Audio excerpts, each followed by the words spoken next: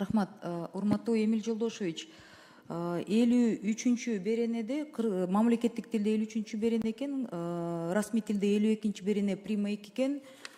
Конституциялык соттун актыларын аткаруу боюнча карасаңыздар, Конституциялык соттун чечимдерин же корутундуларын келип чыккан мыйзам долбоорлору мыйзам чыгаруу демилгесинин субъектилери тарабынан коомдук талкуулоосуз кечиктирилгис катары киргизилет жана Жогорку Кеңеш тарабынан кезексиз тартипте бир эле мезгилде 3 окууда каралат. Таптыңызбы? Менде мындай суроо да, регламентте бизде деген 3 окууда каралат деген бар, конституциялык мыйзам, бирок көпчүлүк топтун чечимдери менен кошо кириш керек да.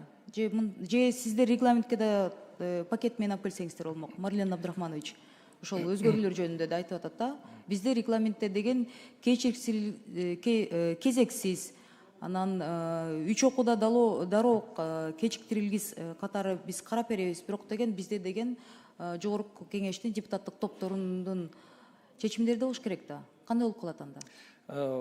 Мен жана айтып кеттим. Бул да комитетте абдан талкууланган. Комитетте каралганда жооп берсеңиз керек. Мен укпай калыптырмын да. Каралган маселе, биз макул болдук бул боюнча. Регламент боюнча эле Жогорку Кеңеште карала берет. Жанакы кезексиз эле деген тартип ошол сакталса деген эле биздин эмес. Анда топтордун чечимдери менен болот да. Жанакы бир мезгилде 3 окуудан өтөт деген, ал деген комитеттин сунушу боюнча долбоордон алынган.